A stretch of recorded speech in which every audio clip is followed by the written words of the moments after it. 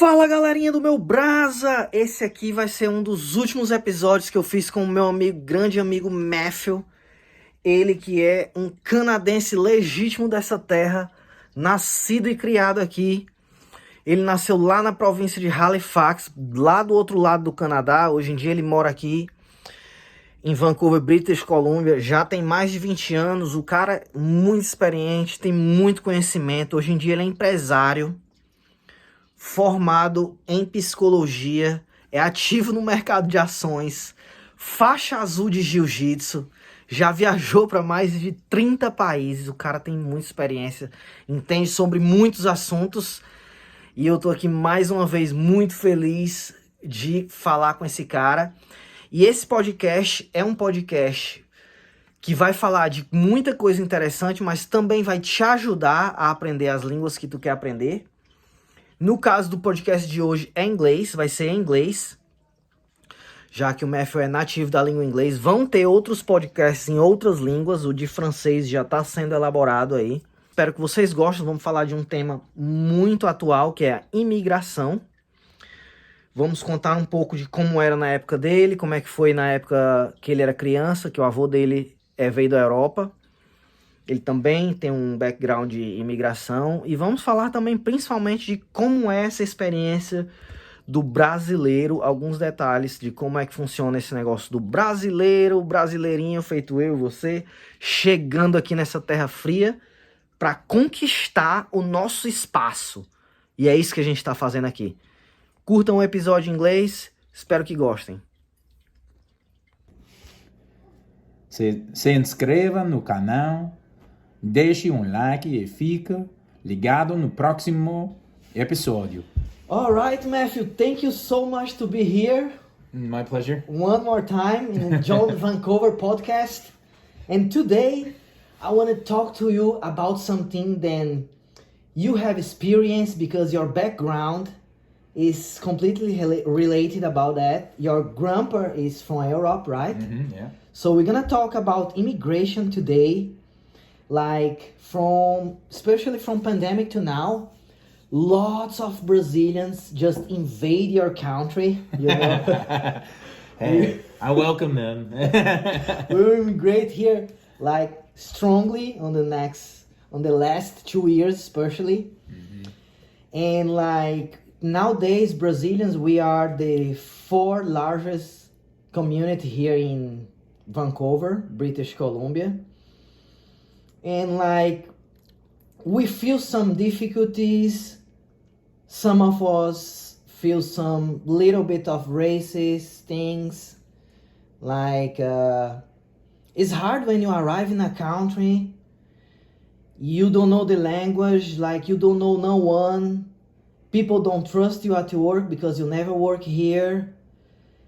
And like you coming from a background, and you told me then like in Halifax, in Nova Scotia, where did you born? Most of people was from England, I think, and Scotland. Yeah. And your family was Scotland, England, and France were sort of apart from obviously the native population. That's most of the people that kind of English countries. And very much so English, and Scottish and Irish. And your family? My family is from Slovakia. You're Slovakia, so you also feel some things that I'm talking about, mm-hmm. like we as a Brazilian feel. So first of all, talking about like this large community of Brazilians that come here to your place. Now is our place as well. So what do you think about it? I mean, my wife's Brazilian, so I'm biased. You know, I and you also do jiu-jitsu, right? Yeah, you are a blue belt of jiu-jitsu, right? I'm a blue belt. I have many Brazilian friends. It's, you know, I'm very welcoming. You learning Portuguese? Learning Portuguese. Eu falo um pouco português. Okay. It's there's something. I feel like a connection to the Brazilian community in a different way that you know, maybe doesn't extend to the larger element of society. I think, obviously But- immigration is important, and, unfortunately, the situation in Brazil, there's a lot of risk that doesn't necessarily get the attention maybe it deserves, or, the fact that people are able to move away from there and get a safer life here. You have to respect that. I have one very interesting question. As a Brazilian, we are naturally happy. We are energetic. Also with this, we love work. We work hard. We are smart. We learn English fast when you arrive here. And do you think these natural Brazilian things, it's advantage as a immigrant to Canada? I think it can be, especially the openness of the Brazilian community. They're Sure. very friendly, really like to I got kind of it, be outgoing. I think it's a really good trait to have when you're, transitioning to a new culture. And obviously it's helpful that you guys are showing up in numbers. So. And so as a Canadian, as a country, it's a reality here. Then almost every place are hiring. We need professionals. We need doctors. We need technicians. So as a Canadian, you still recommend Brazilians to come to Canada for get a better life, to work hard? I would think so, yes, but the immigration is tough, especially in the last few years with the Canadian policy. They opened up the doors a little bit too fast. We don't have the infrastructure to really take care of the amount of people that are coming in. So they really should have. They should have closed, right? Well, they didn't really close No, it. They sort of changed. They changed a lot the policy. They changed a few policies that for students, which will result in fewer immigrants. Which but maybe more qualified ones. Yeah, which is hopefully that's the case. That's what they plan, right? Less but more qualified ones. Yeah, I mean, they should have had some sort of control in place to begin with, because yes, you want immigration, but you also want your society to be able to grow in tandem with that number change. So as more people come in, you want to have enough houses, you want to have, healthcare system be able to handle that many people. You want to be able to have the education system be able to handle that many people. There's so many things that society we didn't. Because if you look at Canada, especially Canada's a very, very large country. Yeah. From sea to sea. From sea to sea. We're, I believe, the second largest country in the world by landmass. After Russia. 90% of our population, maybe more, lives within 100 kilometers of the U.S. border. Yeah. So once you go north of that, population is much more sparse. It's difficult to spread those social and societal support systems on that scale, to the outer limits of where Canadians can live. So it is difficult, especially with that many immigrants coming in, and you just have so many people taking advantage of that, especially real estate people that are sort of maybe own multiple homes or whatever, and they're trying to get as many people as they can to live in them so they can get as much money out of it as possible. And I recommend, if you can, do it the right way, take the time. It's probably going to be a very arduous bureaucratic process. Yeah, it's going to take longer nowadays, take a while, no more like before. But it will be worth it, I think, in the end. And so how about this change then they just released now? 1-2 months ago, they released some changes for the students. What do you think about those changes?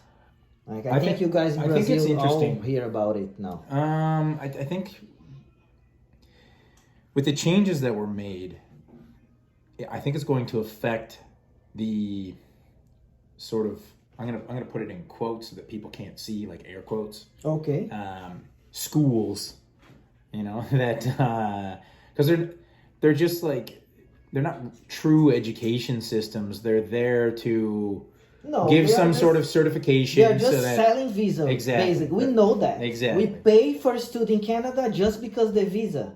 Actually, like nobody wants to study. They just want to live and work. Yes, of course. Especially because from Brazil, mostly people have high education already when arrive here in Canada. Yeah. And so that's the difficulty, is that like a lot of these schools were just taking advantage of immigrants, and you know, there's been a bit of a crackdown on that with this new policy, and I think it's going to affect the rate at which students come in, or at which immigrants come in, but I'm not sure that it's going. I'm not sure that it's going to be the major difference maker. I think it sounds bigger than it will look. You think in so? 6-9 but the reduction months or more. The reduction of the quantity of students is like massive. Mm-hmm. It's like a reduction of like 75% reduction, I think, of the quantity then they come in Canada every year. And like lots of those students, then they like working as a dishwasher, working as a cleaner. So maybe we're gonna miss those people as well. I think the knock-on effect is gonna kind of have multiple manifestations in society, and I think some of them are, you know, I think as immigration declines, yes, we will get fewer people to do those certain types of jobs. So we will probably see a lot of businesses that rely specifically on paying low wages to people probably closing. And probably some of them are gonna pay better because they will have and some of them will have to pay better. Yeah, So and not just that. I feel like with that, and the fact that the population will decline, we'll have time, hopefully, in the next few years, to catch up on housing, to catch up on. Oh, I hope so. I hope so too. You know, to catch up on the healthcare support systems and things like that, so that eventually we're able to actually function the way Canada functioned 20 years ago. You know, when it was like nearly at its peak. So I think there are a few things, like I said previously, the policy that you have to be careful with how policies affect society, and it takes time. Like you'll never see it when a government gets elected in. You're never going to see everything that government does or the results of what that government does within that 4-year time span. You're going to see a lot of what that government does result in what happens in the term of the following government. So it's going to take more than the 4-year span. It'll continue on for maybe 8-10 years, depending on what those policy changes were. Yes, looks like they are doing something wrong recently, because historical talking about Canada is a country for immigration, like it's a multicultural country. People have immigrated to Canada so many years ago. Like we have large communities of pretty much every country here, and like we have a boom economic. Like result of this, we still have one of the high standards of life in Canada, but seems like in 8-10 years from now they doesn't know exactly how to work with this immigration, because the things doesn't go in really good how before. For example, how they are able to receive millions of immigrants at the end of the First World War, and also at the end of the Vietnam War, at the end of the Second World War, and things were great, working good, the economy was good that time, and nowadays we are not able to do that. That's kind of crazy, right? Things were quite a bit different in terms of like economic, like the economic outlook, I guess, for the country, for capitalism as a whole, for the way that we traded as a country, the way Canada was much more socialist leaning, I think. Yes, in those days. To Today's is still, right? If you're thinking about the taxes, then we pay. If you talk about crazy. certain elements, there's Certain certain elements yeah. of socialism, It's so which is socialist here. If you're talking about, we're gonna talk about socialist in the other episode. which is important, like as far as I'm concerned, there needs to be social programs in place to support people to produce the best they can for the country that they live in. And it's if you look at the Scandinavian models, it's a no-brainer. Like we know this, we can see it. The data shows us this. It's just a lot of people just don't have access or understand or know that this is the case. And talking about your background now, you told me like I said at the beginning of this episode, like your family coming from Slovakia, your grandpa coming from Slovakia, and mostly people coming from English countries that speak English there. So can you tell us a brief history how your grandpa come here? How it happened? How he had the great idea, the first one for your family, your grandpa, so close to you. My great-grandfather actually was the first person here. So how was it? It was post World War One. Obviously, at the time, the territory that is now known as Slovakia was, prior to World War One, it was part of the Austro-Hungarian Empire. Oh, okay. And with the fall of the Austro-Hungarian Empire and a lot of political turmoil leading up to World War II, he saw an opportunity to get out and hopefully bring his family. He had already a family there. He did, yeah. He had 4 children. One of them is your grandpa. Yeah, one of them is my grandfather. Okay. Yeah. So he moved here. So my great-grandfather moved to Nova Scotia. Alone. Lived there for 10 years. Oh my God. Working in a steel plant. Oh my God, man. So he for 10 years working here in Canada. Back-breaking, hot labor. Oh my God. He bought a house and then brought my great-grandmother, my grandfather, and all of the siblings over when in 1937. Oh wow. So he came to Canada first, worked for 10 years to be able to buy a house, to buy probably a car, to mobilize the house, and be able to buy also the tickets, some money, to go back there in Slovakia and bring his family. And then they arrive here 10 exactly. years. I believe he traveled back to see them like 2 or 3 times in that process. Okay. But by boat this time? I believe so, yeah. Okay. Yeah. Okay. Long travel. So yeah, and then, my grandfather was 12 years old at the time when he arrived. When he arrived here, and his eldest brother, when they arrived, they spoke 0 English. Okay. All of them spoke 0 English. They spoke 0 English. My great grandmother spoke, I think, 9 languages, I believe it was. Wow. Something like that. Just because of where they're at in Europe and the dialects and everything else that they had to tend to know. So when they moved here, they got off the boat, and then they were given train tickets. So my grandfather's oldest brother was 16 at the time, so he was viewed as the male of the group that had to take care of everybody. So the steward or whoever it was that was like tasked with handing the tickets to the family so they could get on a train and go to Nova Scotia. He thought that they were giving him something that was marking them in a negative way. So he actually threw the tickets away. Oh my God. And then there was a Ukrainian family. Where they arrived first? I believe it was in Montreal. Montreal, okay. Yeah, I believe so. And there was a Ukrainian family that I guess saw my great-grandmother yelling at my great-uncle.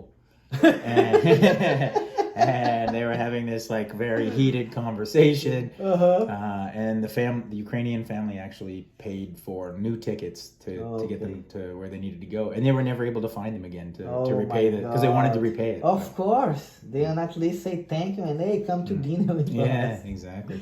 And when he was a kid, as a Slovakian background immigrant? Me or my You, me specifically? You specifically. Yeah, I mean, there are, I think, a total of like, 60 people or something in Canada that have my last name. So there, I think there's only like 600 in the world. It's like a very, very rare last name. But so when I was growing up as a kid, a lot of Irish and Scottish background. So McIsaac, McGuinness, McDougall, Mick and Mac, we used to call it, right? So it was the MCs and the MACs, the entire phone book. I don't know, back in the day, people had phone books. I remember. And it was like 90% of that was like the same types of last names. And then my family, like it was, we were just stuck in there in the middle, and there was a handful of Ukrainian families and a handful of, other East, like Polish or whatever, but very few in that sense. So I got teased about my last name, and I got teased because I looked slightly different, just because I didn't have that sort of Scottish look about me. Because Slovakia was like colonized by conquered by Mongolians, right? The Slovakia is so many people being in where it's at in Central Europe. The Huns came through. The Romans were there. So the Romans took people from that area as slaves in like the early days of like the current era, or even before that, BCE. The Mongolians came, I think, in the 400s or something like that. I can't remember exactly the date.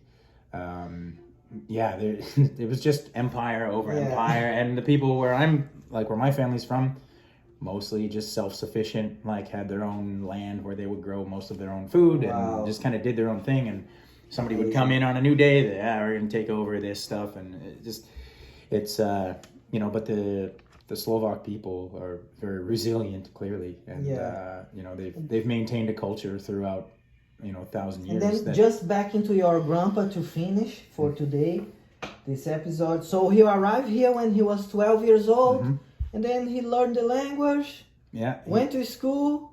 Yeah, he learned the language, went to school, served in the military. In Canada. Wow. In the Navy. The Navy. And then built his family. And then he has my dad and his brothers. Brothers. Okay, it was successfully studied. Yeah, successful. But I hear a lot of stories, especially my grandfather and his siblings and my dad's two oldest brothers did a lot of fighting.